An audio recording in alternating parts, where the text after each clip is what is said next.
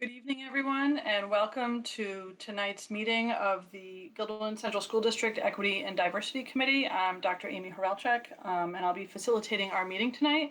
As we call ourselves to order, please join me in reciting the Pledge of Allegiance. I pledge allegiance to the flag of the United States of America and to the republic for which it stands, one nation, under God, indivisible, with liberty and justice for all. All right, our first item on our agenda tonight is the approval of our minutes. Would anybody like to have a motion to approve the minutes? Barb? So moved. Second? Second. Kylie? All in favor? All right, we'll approve the minutes. You'll notice tonight that our agenda has a new format. So this is our fourth meeting. We started back in December and we have meetings on the calendar for once a month. And we're going to be trying some different agenda formats as we reflect on our process in order to be efficient and effective as a large group, especially in a virtual setting.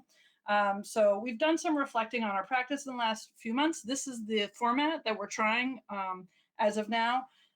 For community members watching and also for members of our committee, we're always welcome to feedback. So please feel free at any time to let any of the members of the steering committee know, as well as Dr. Wiles and Dr. Rivera.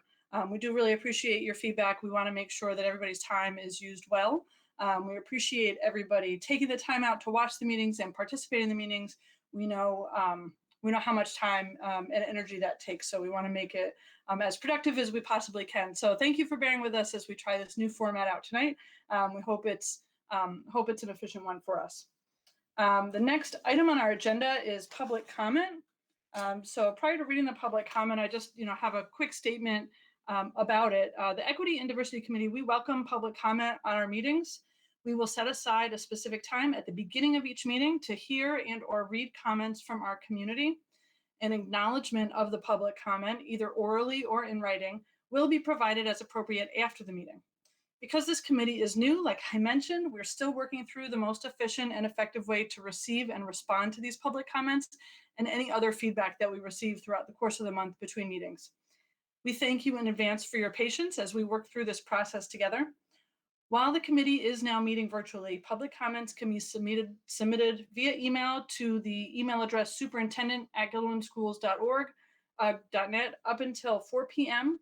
of the day of the meeting. Comments should not exceed 3 to 4 minutes in length. If you're looking for any other information about public comment at board meetings, you can see policy 1230, which is listed as public participation at board meetings. I believe you'll see the link to that policy in our agenda tonight, but you can also find it on our website under board policies. We do thank the community and appreciate the feedback and thank everybody for their interest in the committee. Tonight we have 2 public comments. The first one is from Kim Blasiak. Equity and Diversity Committee. I've been debating as to whether I wanted to send in a public comment, but I feel I personally have no choice. I am very happy this committee has formed. However, I worry that you will only be covering one topic within your group. Race is an extremely necessary topic to cover. I don't dispute that. I also ask that you do not forget about your commitment to inclusion and integration started back in 2015. Inclusion was a topic that was introduced with excitement, yet put by the wayside by 2017. You've added co-teaching classes, yet you started at the high school and continue to move your way down. We're told it's too expensive to move forward with including more classes. I would also like to know if your committee has defined these things, diversity, equity, inclusion, within your group before starting. How is everyone on the same page without agreed upon definitions? I currently sit on the Diversity, Inclusion, and Outreach Committee for the New York State PTA, and we are currently creating a toolkit to be used statewide. The first thing we did as a group, and also once we branched out to subcommittees, is define what we're doing in order to be transparent to our members. Finally, I urge you to discuss all topics that are relevant, not put aside topics that can be hidden. Poverty, while you may believe so, cannot always be hidden. Teachers can see it in the hungry eyes of their students, in the distracted faces of those who don't have the appropriate resources, and the students who constantly miss out on school activities due to a lack of resources and or funds. I won't use names, but that was a highly inappropriate comment made by a member of your committee. What it shows is that because someone believes something can be hidden, they don't matter. What does that say to our students? Again, I am glad to see this committee is in place, glad to see races being discussed, but don't forget about your entire community. Thank you, Kim Blasiak. Our second public comment is by Nina Oswald. I hope members who join the committee to learn more about diversity and inclusion are truly committed to this work and committed to action. I think the committee members will learn a lot by serving on this committee, but their participation in monthly meetings cannot take the place of educating themselves in their own time about diversity, inclusion, and equity topics, especially those relating to education. The 30-minute learning discussion during the second meeting was really encouraging, and I hope members continue to educate themselves with the great resources provided by their peers. I will ask the members of the committee to be mindful of their language. Referring to diversity and inclusion and all that stuff and whatever, or similar stated multiple times by multiple members in the first meetings, minimizes the importance of all that stuff.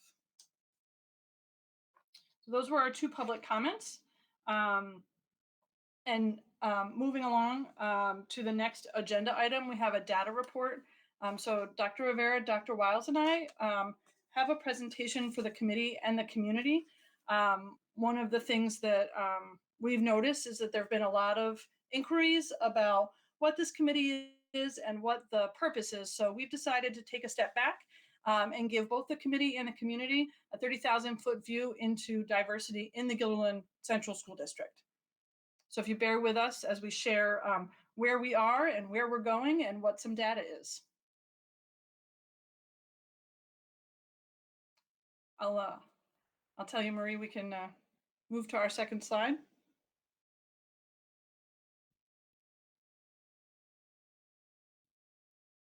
Thank you. All right, so we're going to give a brief review of the establishment of this committee, its origins and its purpose. Back in October, the board established this standing committee purposely to focus on issues of equity and diversity in the district, and the board asked for volunteers to serve.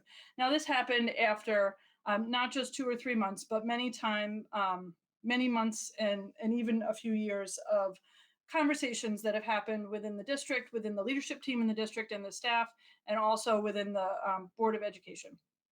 Over 70 individuals, students, teachers, parents, community members submitted letters of interest. There was an overwhelming interest in the committee, which really just demonstrated that not only is there a lot of interest and importance in this work throughout the committee, but there are a lot of people that are willing to devote time because they feel the importance of this work.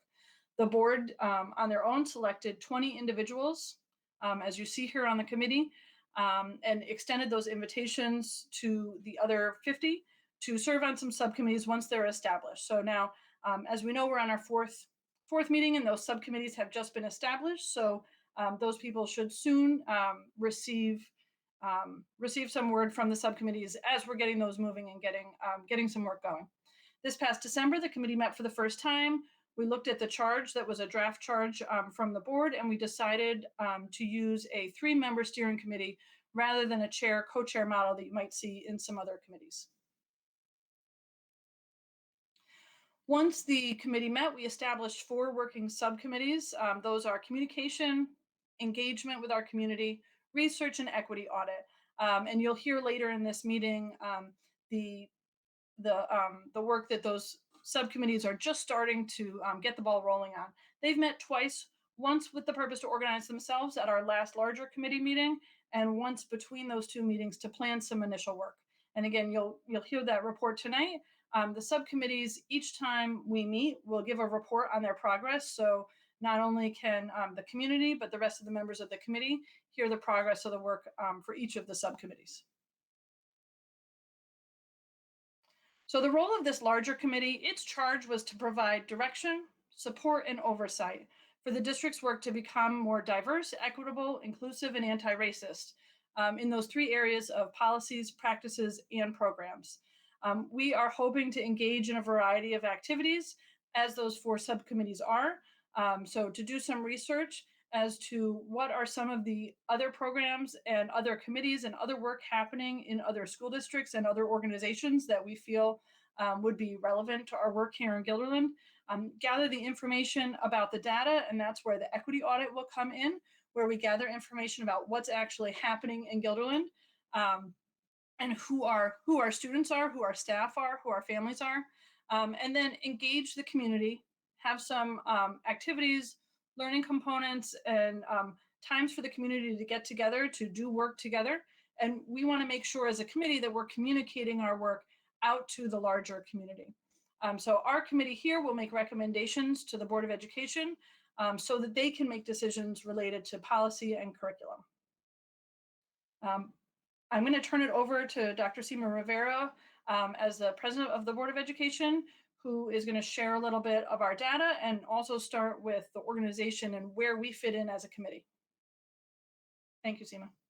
Thanks, Dr. Harlchak. So like Amy said, this is the organization of the school superintendent and the Board of Education. So this is really to kind of give an overview of the structure of how things work. So you can see that in the bottom right-hand corner, the Equity and Diversity Committee is obviously this committee. This runs parallel to the other board appointed committees. So there's an audit committee, there's a communications committee, a business practices committee, and a policy committee. So all of these committees are made up of a handful of board members, school district leaders, and sometimes community members, depending upon the subject. And they're also open to the public. And sometimes we have public comment or we have people attending for different interests. So this all feeds into the Board of Ed. So really the Board of Ed is made up of 9 community members. And so we volunteer to serve on the board, and then we serve on these subcommittees. So like Amy said, this subcommittee, Equity and Diversity, is just like the other 4 subcommittees. So we do work here, we do homework, and then once we have something that we want addressed at the school district level, we bring it to the Board of Education. And so when it comes to the Board of Education, it comes onto the agenda as an information item. So that's up for the public, so the public can come make comments, ask questions. Depending upon what the questions and comments are, it can go back to a subcommittee and more homework can be done, or it can go and stay here and be discussed. And then it's up for action, and that's actually when we vote on it. And so this is, kind of where the public has a lot of input in the subcommittees, in the regular Board of Ed meetings, and then once it goes here, the superintendent is really the board as a whole, not one person, but as a whole, we work together as the superintendent's employer. So Dr. Wiles, as the superintendent, is the one that implements whatever is voted upon to the schools. So really the idea of this organizational structure is to show that there's nothing that goes from any of these subcommittees right to the schools. There's no arrow that connects it. There's a large process, just like all the other subcommittees, and there's a lot of room for public input and homework to be done before it gets to the school level. We can go to the next slide. Thank you. So I'm just going to give you just a brief visual of what the school looks like. So this is the overall student enrollment. And so you can see this is from the past approximately 20 years. And so for the most part, it's been pretty steady for the student enrollment. This is for all 7 buildings. And if we go to the next slide, the enrollment has stayed pretty steady, but you can see the subgroups. This is broken up by race. So the blue box is white, red are Black students, yellow Hispanic students, green Asian Pacific Islander, and then we have American Indian and multiracial. So you can see the enrollment has stayed the same, but clearly the demographics have changed. You can go to the next one. Thank you. Economically disadvantaged, again, this is approximately 10 years. This has gone up over the last 10 years, and it's kind of steadied out in the past, I don't know, a few years. And I think, so this is based on free and reduced lunch calculations. And so this year, though, might be a little bit different because all students had free lunch, free breakfast. Go to the next slide. Students with disabilities, for the most part, it's been pretty steady, but it's gone down over the past 10 years. And so you can see the current one, 2020, 2021, this school year is at the lowest it's been for a while with 12.10%. But for the most part, it's been pretty steady.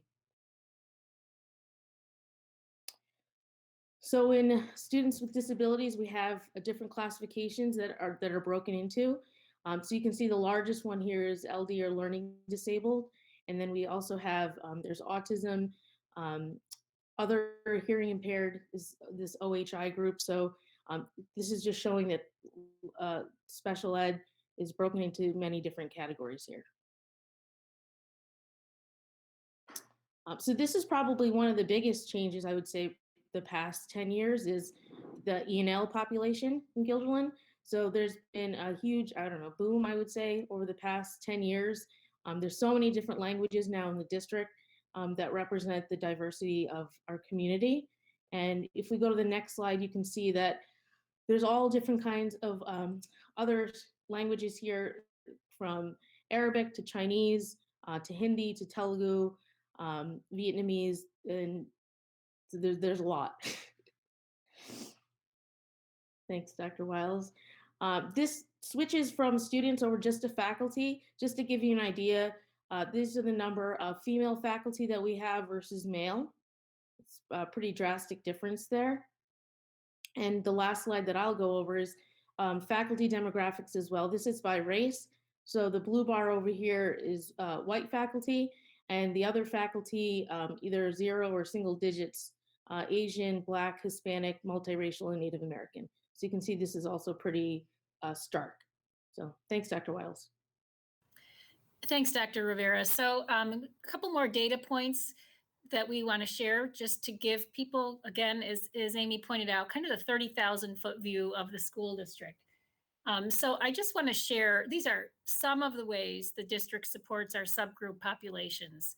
It's certainly not exhaustive, but just to give everyone a flavor of it. So for example, we receive a number of federal grants. So I'm just sharing our allocations for the current school year, the 2021 school year. So Title I is a funding source from the federal government that comes to essentially all school districts to help school districts serve their students who are in poverty as measured by free and reduced lunch. So our allocation for this year is, as you can see, almost $286,000. It changes year to year.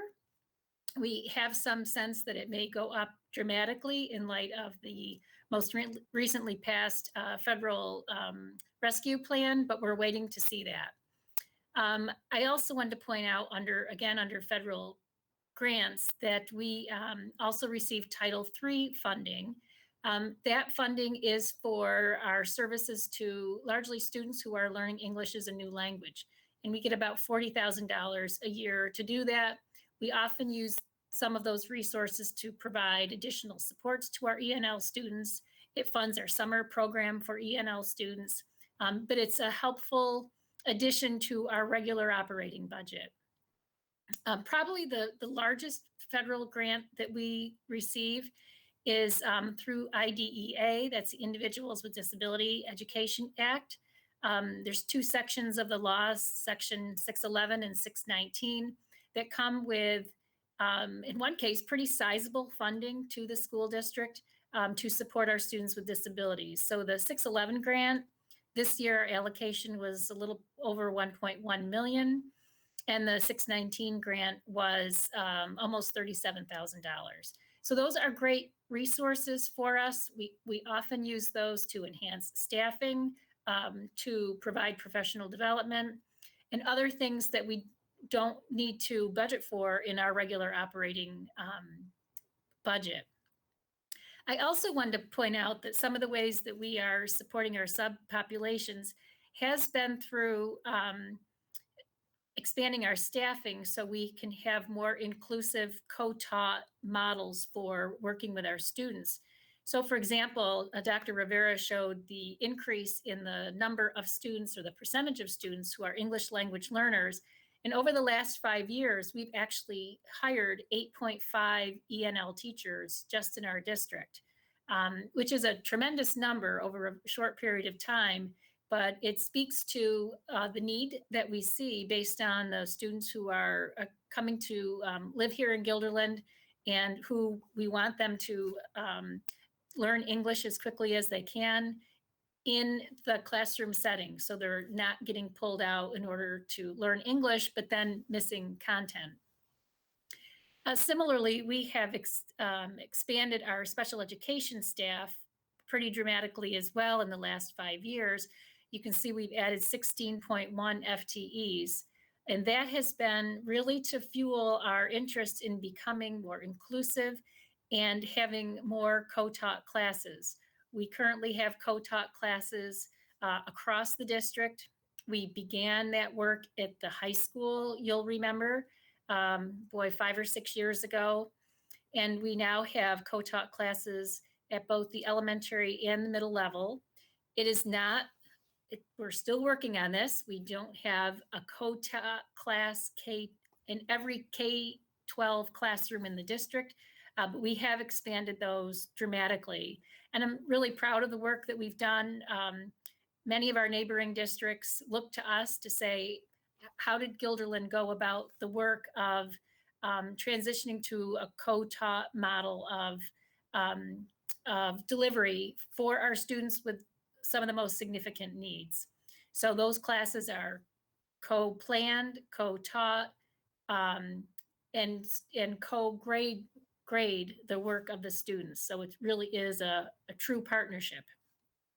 So I've mentioned some of these other things, our continued commitment to inclusivity, the reduction of self-contained classrooms. We do have some. We do have a continuum of services to provide the needed supports to our students with disabilities. So, but we're mindful of the need to have children in general education classes as much as we possibly can. And then just a couple examples of other kinds of things that we do to support our students. I've mentioned special programming. Each year we have an extended school year program that's summer school for a number of our students with disabilities whose IEP calls for a 12-month program, so they don't lose learning time over the summer. This is not required, but I'm quite proud of the summer school program we offer for our ENL families. We've been able to provide busing for them and keep them, in the process of learning even when we're not enrolled in regular school. And then some of the other programs that have just been wonderful additions to our array of opportunities for students. And those are our unified athletic teams, basketball, bowling.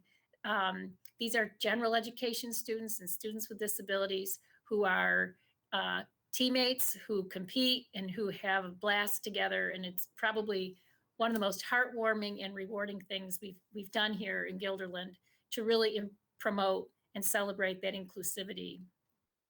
We also partner with our community members, and just two examples here. These are probably the most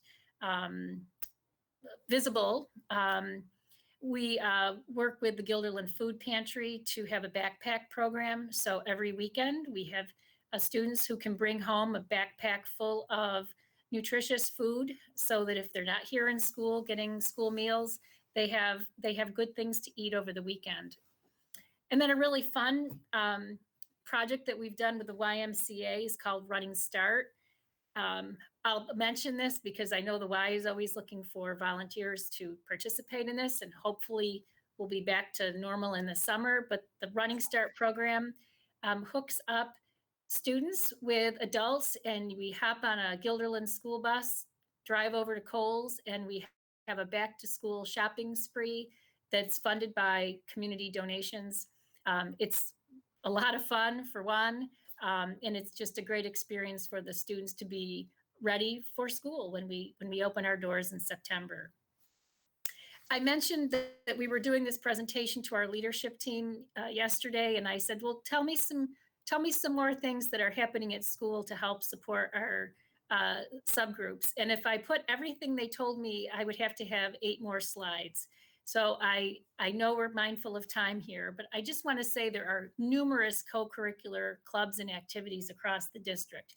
Things like Best Buddies, our Anti-Racism Committee, our Gay Straight Alliance, our Black Student Union, our International Club, our Muslim Student Association, our Students and Teachers Against Racism, and more and more and more. So there's lots of things that happen as part of our school culture to help support these students.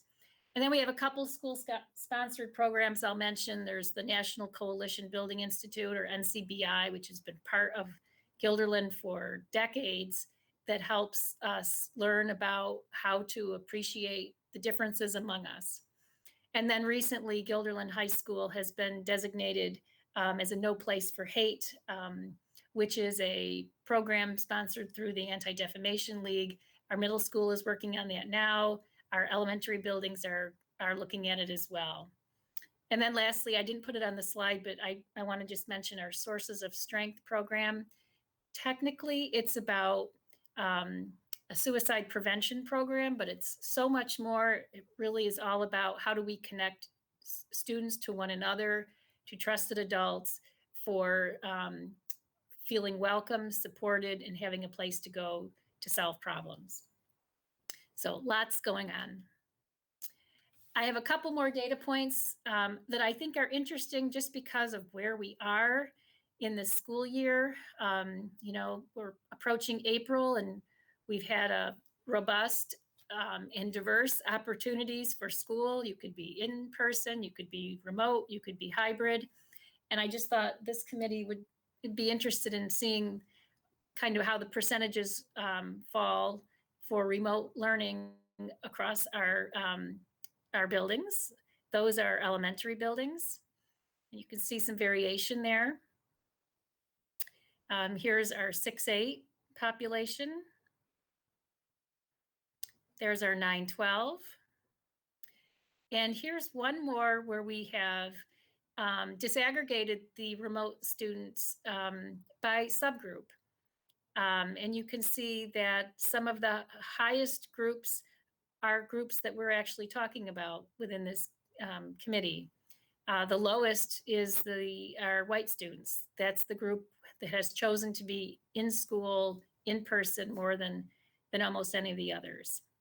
So I thought some interesting data points at that 30,000 foot view, just to give some context to our future work. And Dr. Hralchek, back to you for next steps and our last slide. All right, thank you. So I hope that gives us some context to where we're going to go forward. It's certainly not all of the data that the district has, nor is it all the data that we're going to work on as a committee. But the idea was to give some context both to the committee and the community as far as where we're starting. So our next steps, our subcommittees will continue to meet. We met, like I said, at the last meeting, and we met one time in between that meeting and this meeting. And we're going to recruit some additional members to help move our work along. Some initial steps that we will take is begin the equity audit work, which you'll hear from our subcommittee tonight. We will plan some community events with the engagement. We do have a website related to the work of this committee that will be launched. Dr. Wiles, I think you said this week it will be launched. And then the research subcommittee will be working on building resources and networks. So like I had mentioned before, looking at what other organizations and schools will be doing, and then seeing what are some pieces that we can use here in Guilderland to help our students and our families. So every time that we have a larger committee meeting, we will get a report from each of the subcommittees so that we can give some feedback and also keep the community updated as far as what we're doing. You'll also notice, as Dr. Rivera mentioned, that we're a subcommittee of the General Board of Education. So at each regular Board of Education meeting, you'll hear towards the end when they do the committee updates, you'll hear an update from our larger committee at whole. So Dr. thanks for listening. Before you move on, there's a question in the chat that probably is worth clarifying, and that is this from Elizabeth Floyd Mayer. Does everyone know what an equity audit is? It might be worthwhile to flesh out like what. Yep. Well, I know your committee report's going to talk more about that. Should we save it for then? It is. Yep. We'll talk a little bit about when we do the committee report because we have some resources already. Okay. So if anybody is looking for these slides, you can see them. If you're in the committee and you want to look at our our Google Drive, you can, but a member of the community can find them by going to the Gilliland Schools website. On the board portal where you see our agenda, you can see these slides right there. So they are available. And also, all of our agenda meetings are available. So as we review the learning component each time, if anybody is interested in looking at the learning component that wasn't on the committee, you can see a link to the learning component, whether it is an article or a video. So this month's agenda on the board portal does have a link to the video that we watched on implicit bias. Yes, Barb? Thanks for that $30,000 overview. I think it was very well done. But I have one question. Was it a deliberate omission that part of our founding of this committee said diversity, equity, and inclusion, and suddenly it became called diversity and equity only? So I'm hoping that if we do post the slides, that we post the full name of the committee. Otherwise, it would imply that we've dropped, that aspect of our overview, and I don't think we have. I'm not sure what the official name of our committee is, but I'm sure if it's supposed to have inclusion on it, we should certainly update those, right, Dr. Wiles? The official name at this point, I mean, that's an excellent point, is the Equity and Diversity Committee. It's just the two. I think perhaps if we want to include the I part of that, I know many organizations refer to it as their DEI committee, but for whatever reason, we're equity and diversity at this point. I think I do. our resolution also said from the board that it was, diversity, equity, and inclusion. That's what the charge says. Yeah. So I think the if slide should reflect that. the charge says diversity, equity, inclusion. So we can look back to the minutes perhaps, Dr. Wiles, but regardless of what the title is, we are focused on diversity, equity, and inclusion. So. Thank you. Yeah, absolutely. So at this point, we're going to move forward to a report from the subcommittees. I know we'll be able to ask and answer some questions. I'll outline the different parts of the feedback from the subcommittees that we're looking for. And then each subcommittee can receive some feedback or some questions or possible, resource sharing after each report. So we're going to do communications, community engagement, research, and then equity audit in that order. So I'm going to ask the point person from each subcommittee to give their report. And what we asked was to give us a summary of your discussion of the learning component, which was the implicit bias video, what the priorities are that your subcommittee have established, and what are some initial next steps that you've either taken or plan to take as we move forward. So we'll start with the communications committee. Who is our point person there? Hi, I am. Thanks, Maxine.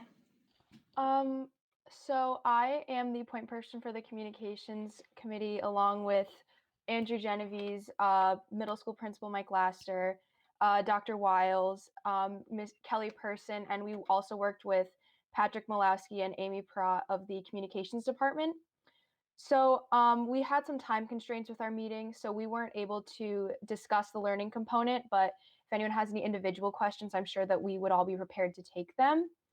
And then some of the priorities that we have as a committee are the website development. So right now we have a website that is either built or nearly built, and it will be launching on the 25th, which is tomorrow. And we're working to create a timeline for our content creation and what we want to be on the website. We also have had a discussion about making a social media page for the Equity and Diversity Committee that we would run independent and have regular updates for students and community members where social media is easier to reach them. We also want to create a timeline of our work and communicate what the Equity and Diversity Committee does. We want to make sure that people aren't drawing conclusions just from 4 meetings, and we want to make sure our mission statement is very clear in what we're trying to do. We're working to personalize our mission and make it clear that we want the best for every person that's in our community, in our school community. We want to make sure that everyone is represented. So the website was created by Amy Perra of Communications, and we also want to make sure that the website is very accessible to everyone that goes on it. We are very excited to get new community members on our board and work to spread awareness about our why. That's great. Thanks, Maxine. So, like I said, after each subcommittee, we'll have some time for the larger committee to give some feedback or possible some suggestions and other resources that you might know of. So we'll spend a few minutes doing that. You can raise your hand and I'll call on you. Nidra? So I was just wondering, the website for the Equity and Diversity Committee will be part of the district website, so it will also have that Google Translate feature that the rest of the website has, correct, for our families whose first language is not English? I think I see Dr. Wells shaking her head. Okay, cool. Awesome. Thanks, Nidra. Mirzad? Maxine, that's awesome. I just like one thing about the Instagram. I know that like sometimes it's hard to get like a following off the ground. So like if you ever need anything, feel free to reach out. I know on our student government account we have like I think we're nearly at 200 followers. We've been working on growing that. So yeah, we've been giving shout outs. We gave one to our high school's anti-racism committee the other day, and we gained some following off that. Yeah, thank you so much. I definitely reached out to Savannah Jang, who runs that, and she was very welcoming. So that means a lot. Thank you, Mirzad. Thanks, Mirzad. Andrew?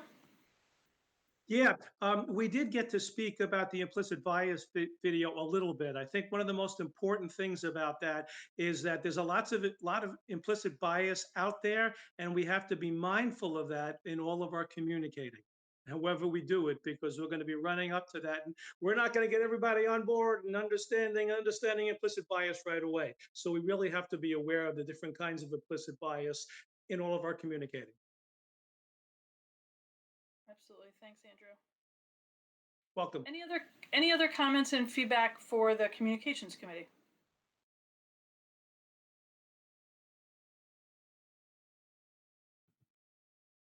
All right, thank you, Communications Committee. Thanks, Maxine, for the report. Community engagement, Tibisai. So I'm actually going to hand it off to Nicole. She did our meeting minutes, so Nicole's actually gonna present for us for this time. Next time I will do it.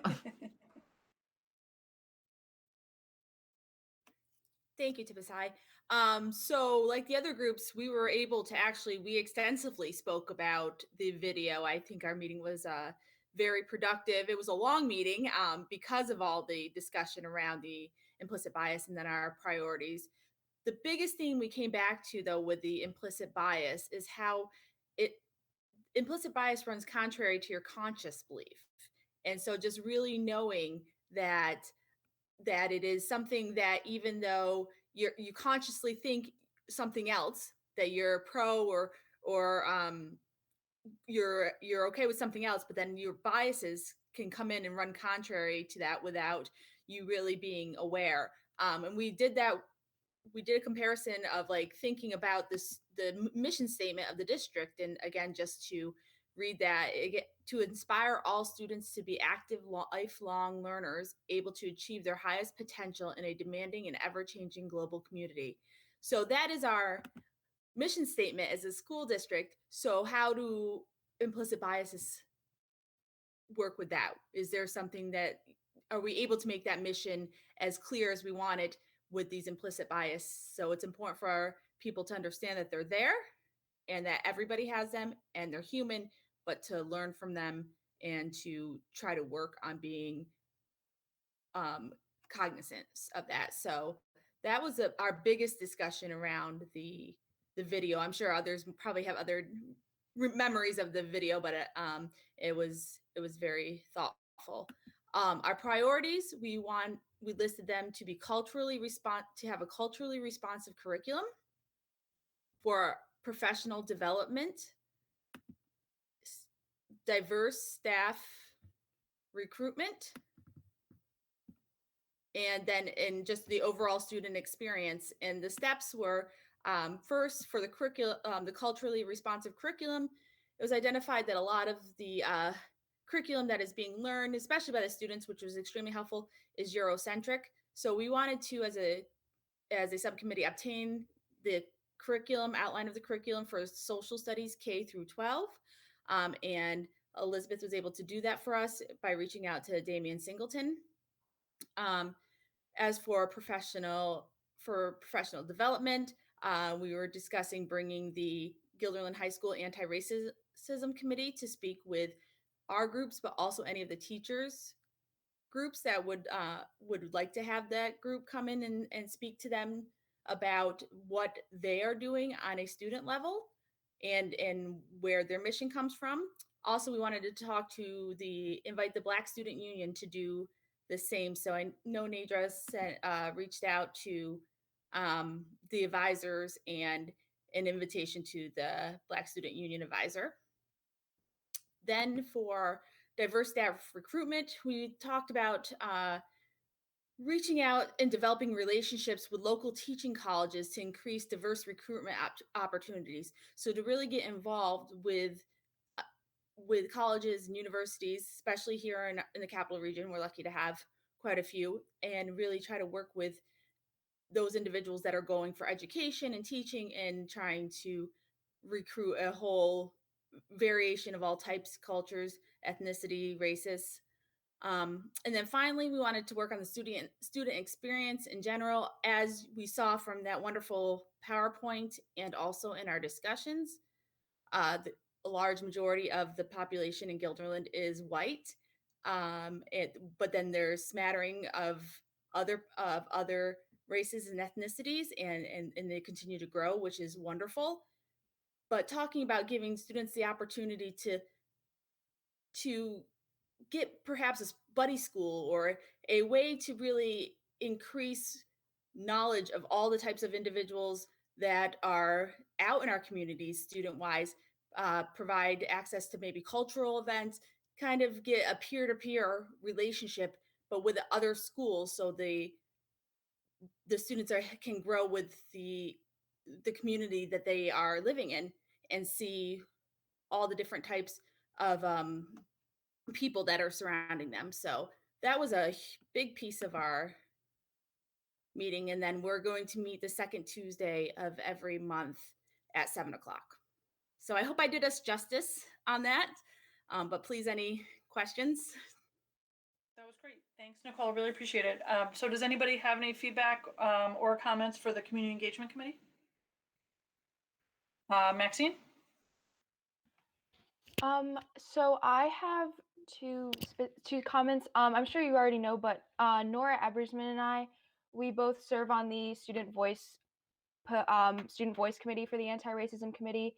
So if you ever need help getting outreach to them, we could always help with that. And I have a question regarding the diverse staff. So looking at those numbers was shocking to me. Like the proportion of white teachers to white students is like it really shocked me. And just this morning I was talking to other students about how their concerns with like a all white staff and how we're concerned and how like we know that there's a new assistant principal position up. So like I just have a question of like, how are you going to go about like hiring a new diverse staff, and like how are you going to go about like making that a priority? So I can kind of jump in and talk about recruitment.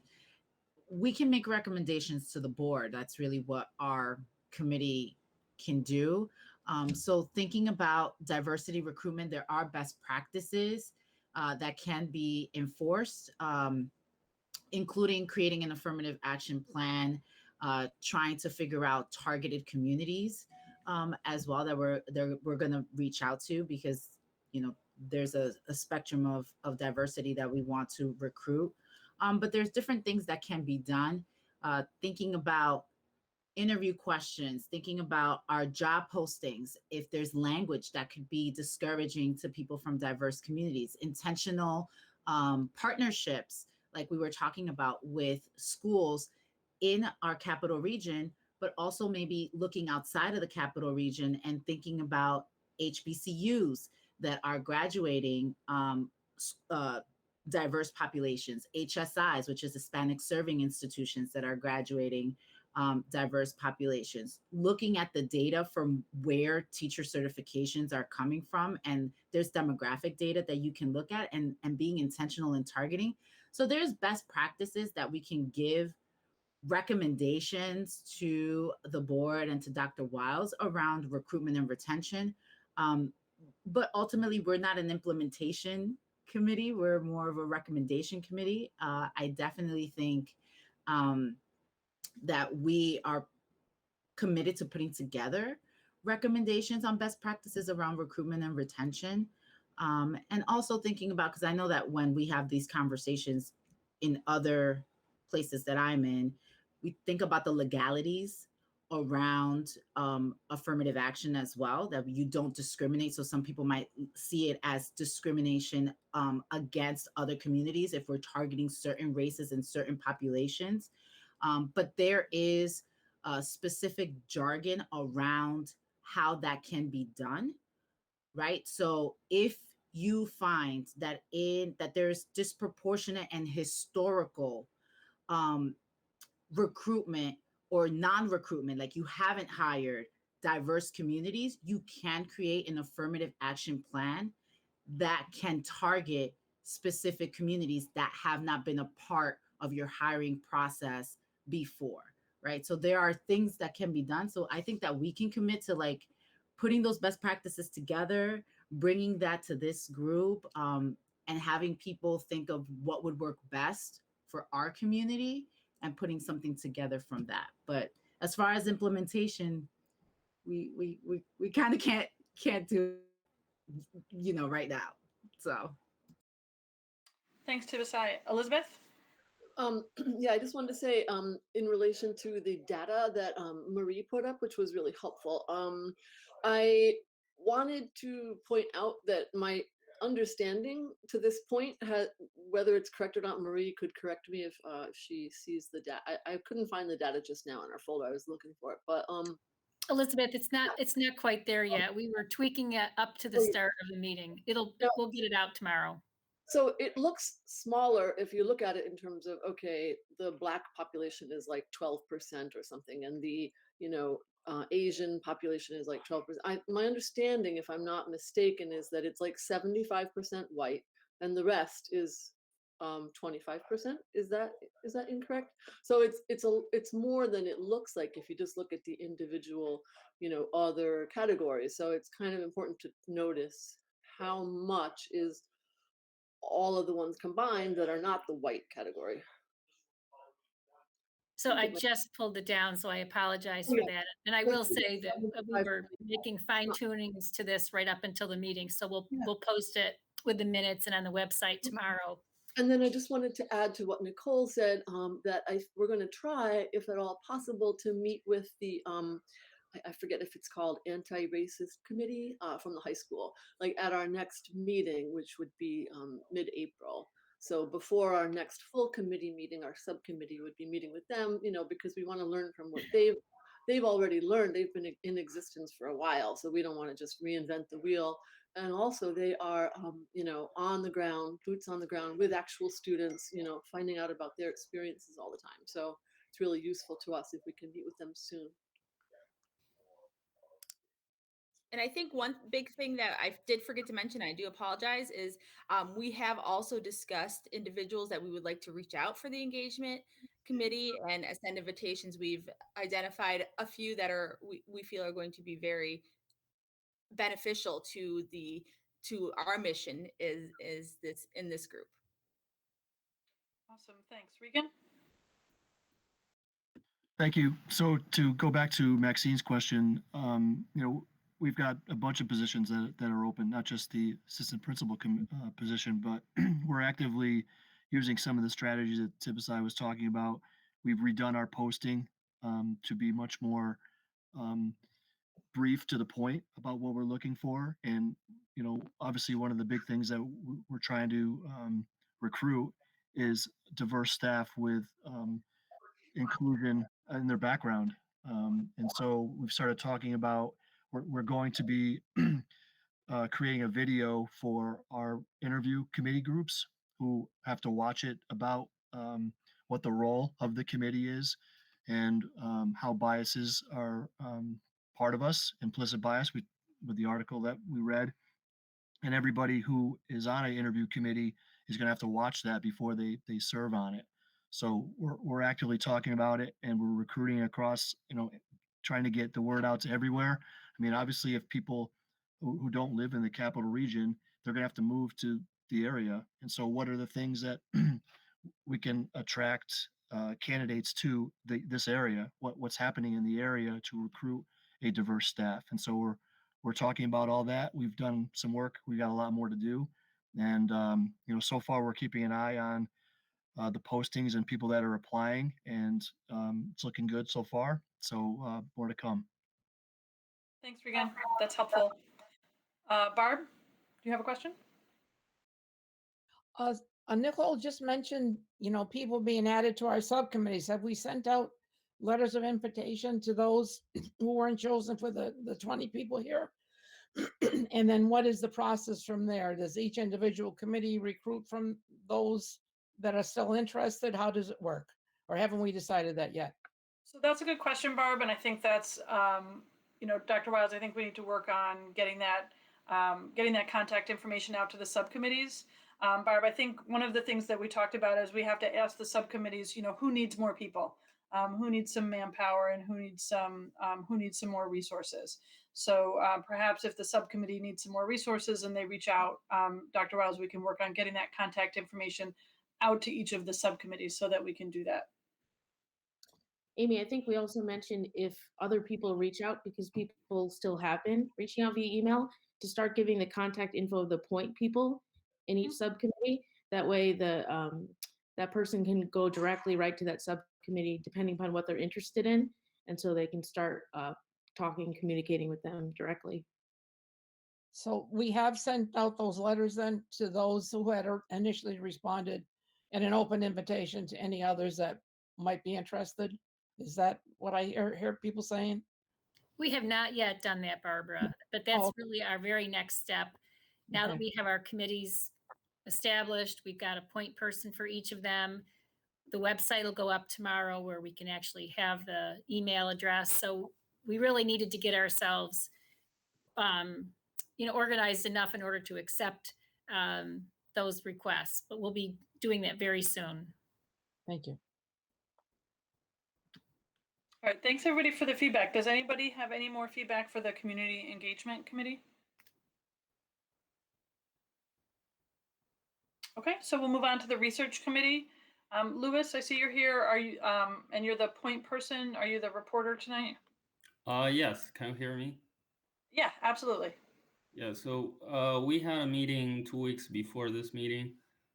That's a regular meeting of our subcommittee. We discussed this video, but at that point, only part of the group watched the video. But I have one input, which is that we need to assess whether it is consistent between what we claim to believe and what is actually being done in terms of equity and diversity. I think a lot of things we believe actually was not executed that way. So that's kind of what I thought, but Ben may have further comment. We can put that in our documentation. For the research subcommittee priorities, we have 3 priorities. The first one is to do research on the local school districts committees in the equity and diversity, their practices, related district activities. We will expand our research to the nationwide with focus on areas of high diversity. And next priority is the Guilderland school policies, regulations, guidelines, and statistics regarding to equity and diversity. We want to focus on the areas in the public comment, questions, and concerns. The third one is that we want to look into the possibility of district award of equity and diversity and resource criteria terms judge. We will look into the award of similar category in school districts nationwide. We had some discussion last time. We'll continue to do some research on the similar award in other areas. Our activities. We so far researched 2 neighboring school districts committees, similar committees, Niskayuna and Bethlehem. We had a report right now uploaded to the database to review. We sent out emails to the Niskayuna and Bethlehem District Committee correspondences, and they haven't replied yet, but that's, we tried to establish the contacts. We distributed the school districts areas for our research. The central New York area will be assigned to Lehigh, and I'm gonna do the Westchester County in New York. We have Ben, maybe, I forgot, but I think maybe he was going to do the Boston and New England area, but I'll confirm with him. That's about it. Any questions? Thanks, Louis. Any questions for the research subcommittee?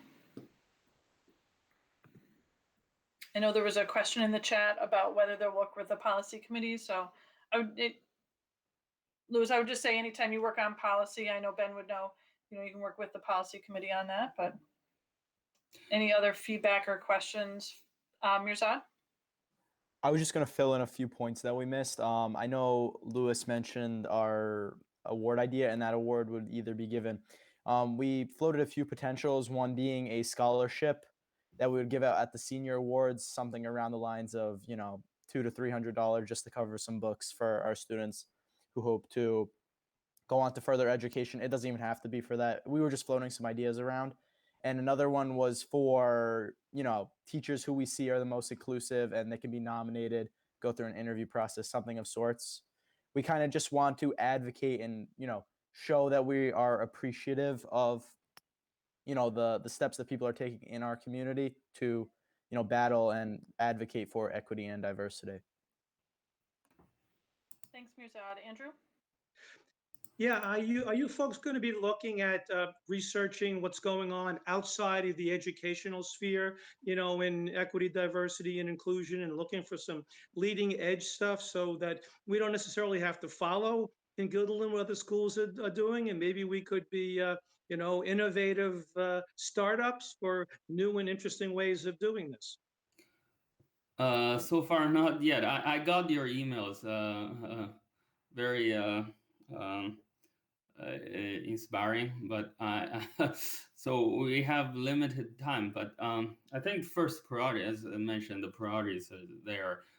But we definitely will look into other areas that is in kind of the context of the education. But I guess our main focus is to make the school district more inclusive and diverse and equity, right? So that's our focus at this moment.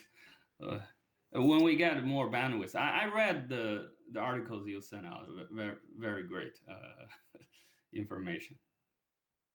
And Andrew, I'll jump in. That I actually had not considered that, but I'm happy to take on some of that too. I'm doing quite a bit of that in the private sector for corporate stuff, so we can keep an eye on that.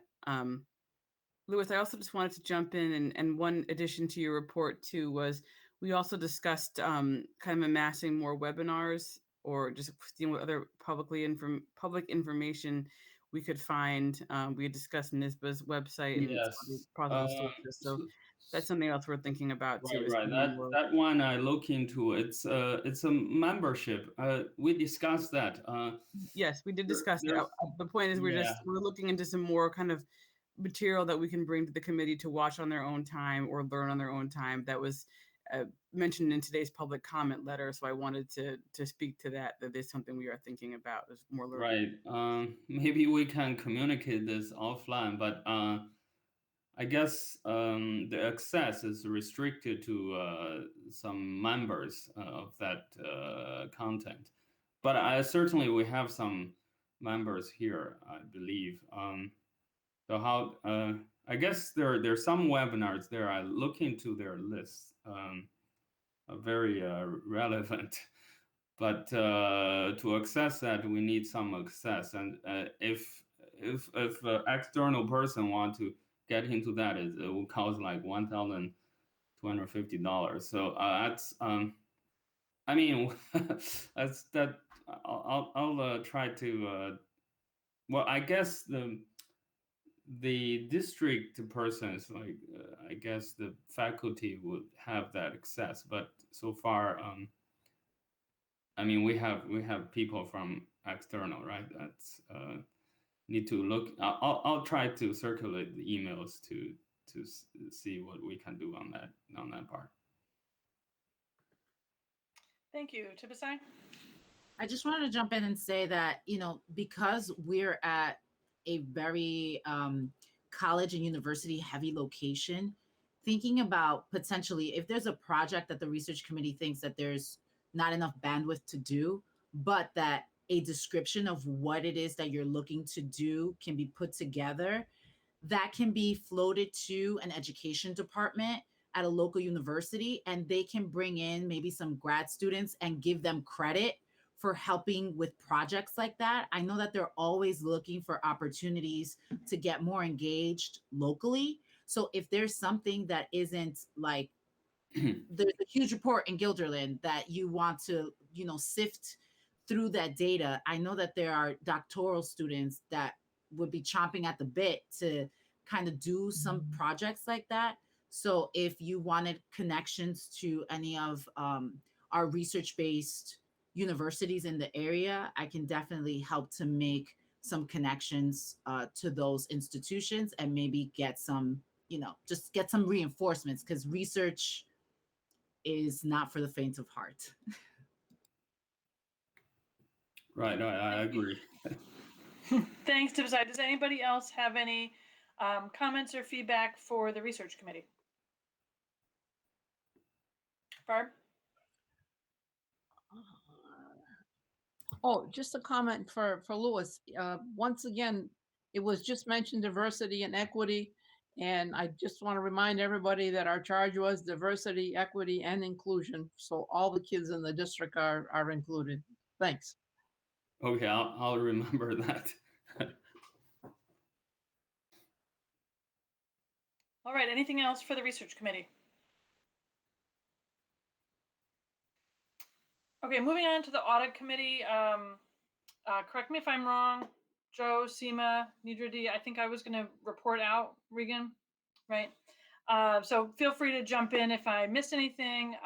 But I can start to just really define what an equity audit is. There are many, many definitions out there. Excuse me. There are many definitions out there, but basically an equity audit is a tool that many places, not just schools, but a lot of different organizations, public and private, use to find data in order to inform their work. So as it relates to us, we're looking to use data that we find within our school district to inform our work related to our policies, practices, and programs here in Guilderland.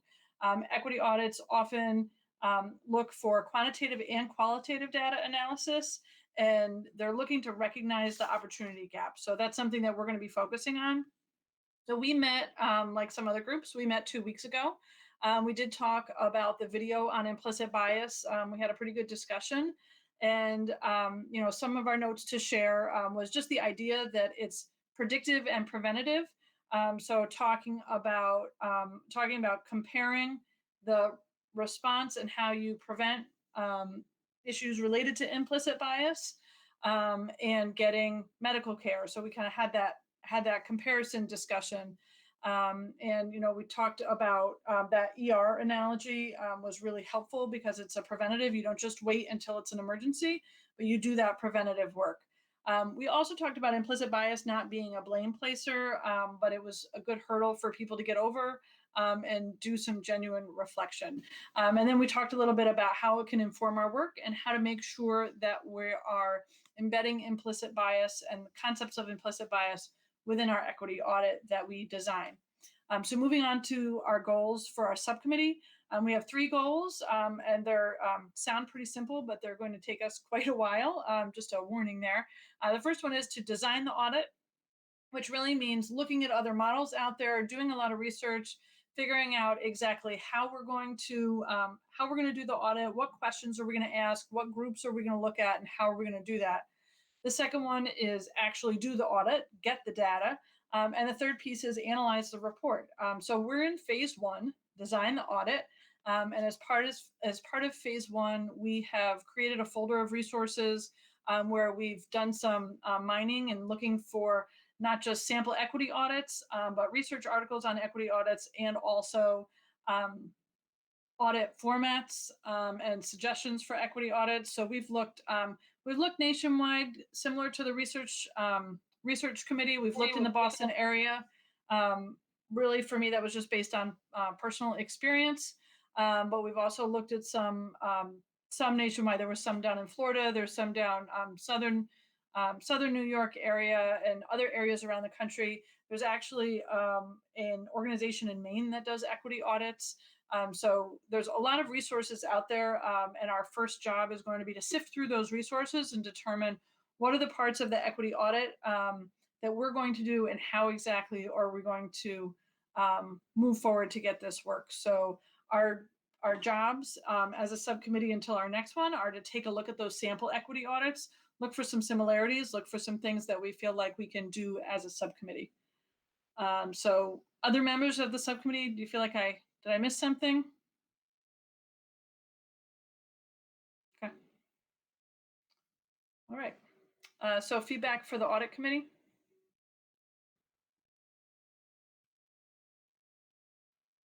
Mirzad? This is less of a question, more of a comment. I know that within the research committee, we will also be focusing on, doing research of areas that aren't quite, the capital region and suburban council schools, and we'll be looking towards Westchester, Mid-Hudson, Central New York, as well as the Boston, New England area. So I don't know, some kind of collaboration could definitely be seen between the 2 groups regarding that.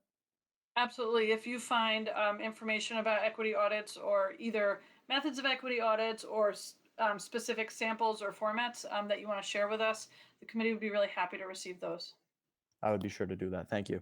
And that goes for anybody, on the committee or watching. If you've either experienced an equity audit, like some of us have, or you just have some thoughts and feedback as we embark on this work, please feel free to send it along.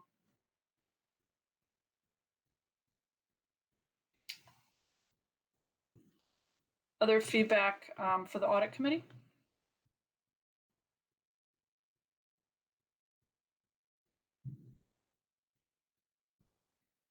Okay, we did pretty well on our timing tonight. Dr. Wiles? I just want to comment on some of the conversation that's going on in the chat around shared definitions and the launch of the website. One of the things that we're kind of thinking through on that committee is the notion of shared definitions among this group.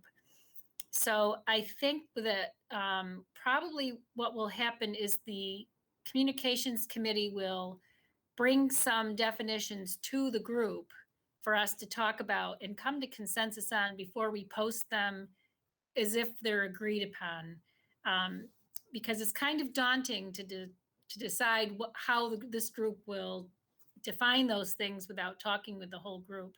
And this is a conversation I had today with our communications director, who was feeling like we hadn't really had I'll use the word inclusive conversation across the committee to make sure we had consensus on what does diversity mean, what does equity mean, what does inclusivity mean, etc. So more to come on that. Thanks, Dr. Wiles. All right, that's our last item on the agenda. Do we have a motion to adjourn the meeting? Seema, second. Maxine? I have a question. Elizabeth, did you raise a hand? I have a question. I wonder, we have our next subcommittee meetings on April 14th, I think it is. I mean, at least our committee, and I think somebody else said it's like 2 weeks from the main meeting, so that would be April 14th, I think. But anyway, I don't know if we could get or generate or whatever those definitions before the next subcommittee meeting, maybe, so we could sort of talk about them in our subcommittees and then come back and talk about them again, like at our full, so that we're not just getting them like, you know, right before the full committee meeting and just talking about them sort of all of a sudden, but we're really sort of thinking about them and thrashing them out in subcommittees. Could be good. I see a head nod there from Dr. Rouse.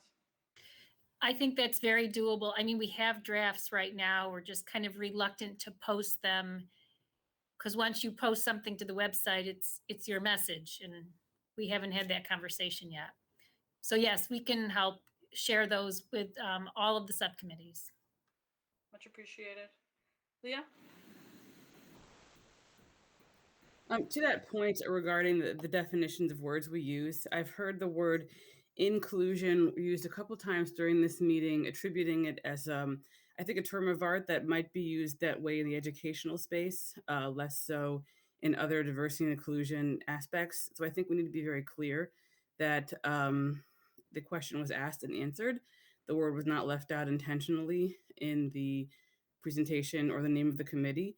I don't think it creates a respectful environment if we're going to be checking each other for leaving off a word when we've all applied to be on this committee with the good of the group. So I would ask that whatever word we pick for inclusion, we can come to a consensus that leaving that word off is not meant to leave out a certain group of people, and that we need to come to a common use of that word. Thank you, Leah. I just want to chime in that things also evolve. So definitions and terms that we might use today might not be definitions and terms that will be used tomorrow. So having a disclaimatory statement that allows for flexibility and fluidity as things change is also very important, so that we don't get locked in to specific terms, because then that can derail your entire purpose of your committee. Because as we've seen, things continue to evolve and change. So these are going to be the definitions that we're going to abide by today. But as they evolve and change, we are going to be flexible and, open to discussing them in different ways. I think that would be important so that we don't, like I said, lock ourselves in. Good idea, Tibisa. I was wondering if maybe, as we post the definitions, we could say, these definitions were agreed upon by the committee on such and such date. So, we allow for that evolution. Other comments before we vote on our motion to adjourn? Elizabeth, is that your hand up? No, just hadn't put it down yet. That's what I thought. Nicole? I just wanted to also make a really good point on when we're talking about doing the independent research, and as Tibise was saying, reach out to the colleges and universities around us to help with that, because it is such an expansive piece. I think sometimes having an independent entity do that also makes the findings more believable, because the independent individuals do not have a stake in the outcome. So I think, just as another reminder, that research unit, I think that would be research subcommittee. I think it would be great help to everybody having those individuals be part of it. Thank you. I'll add that the audit committee did talk about the idea of, having an outside person, and in our research of equity audits, you'll find that some equity audits are done mainly by the organization itself. Some are done by an outside person. And I think there's varying results and beliefs as far as, I don't want to say believable, but like the results and, how honest people are. Sometimes people are more honest when they know you better. Sometimes people are less honest when they know you better. And so that is part of our research on the different equity audits that we're looking into, and certainly an aspect that we're going to try and iron out. Kelly?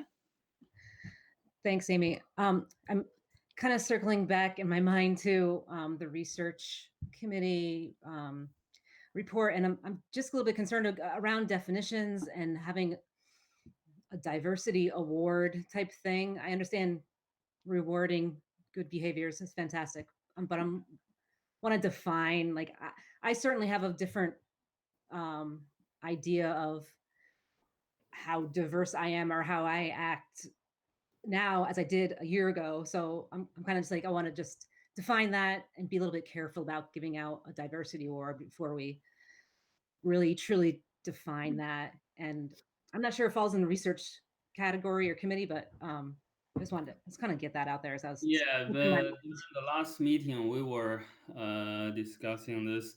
I mean, we need to look into well, I think it's new, at least from our neighbors. I mean, they didn't have this type of thing, so we're new. That's very good. And we are going to look into, I guess, across United States, there must be some similar awards in practiced in like maybe California or Massachusetts. We will look in what their criteria are, what the how they practice this. But I guess this really not limited to students, but also teachers. I mean, for example, a teacher who coach the minority students and they got let's say their grades are like improved and they enter the AP class or whatever. So this is a good example.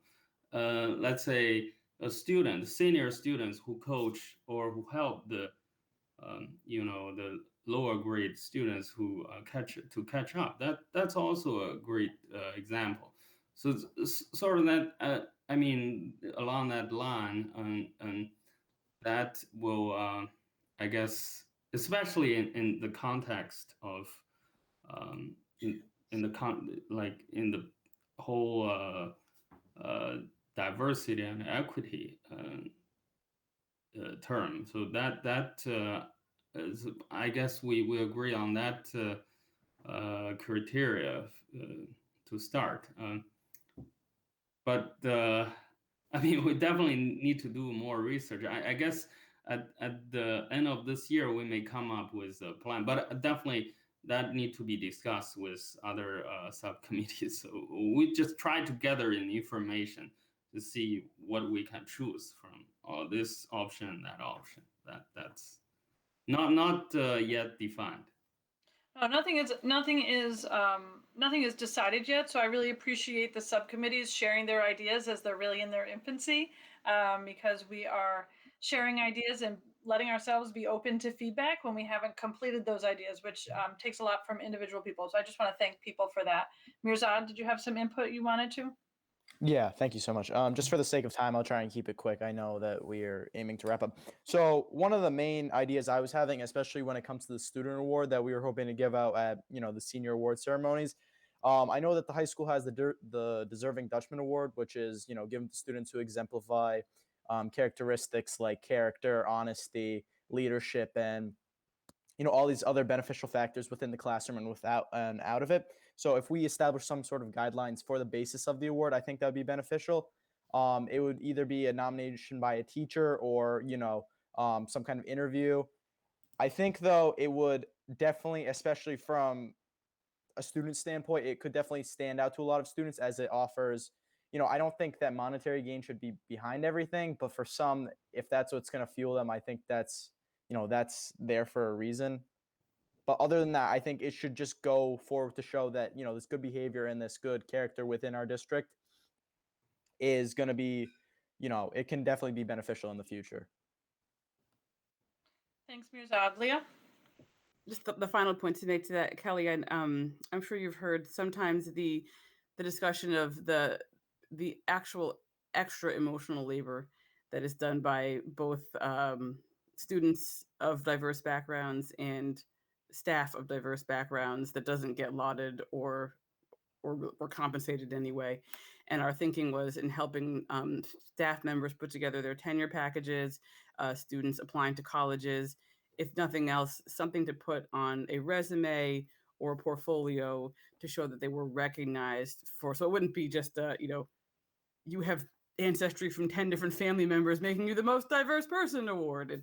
It's actually a way of recognizing the emotional labor that some people are putting in without a way to recognize that. Awesome. Thanks for the clarity, guys. My Appreciate pleasure. it. Thanks, everyone. So we had a motion and a second to adjourn. Do we have any other comments before we do that? All right, all in favor?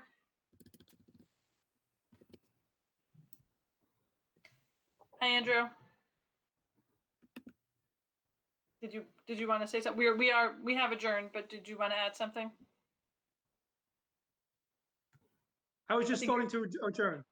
Oh, okay. Yep, we're all set. Thanks, everybody. Have a great evening. Good night, everyone. Thank you. Thank you, everyone. Good night.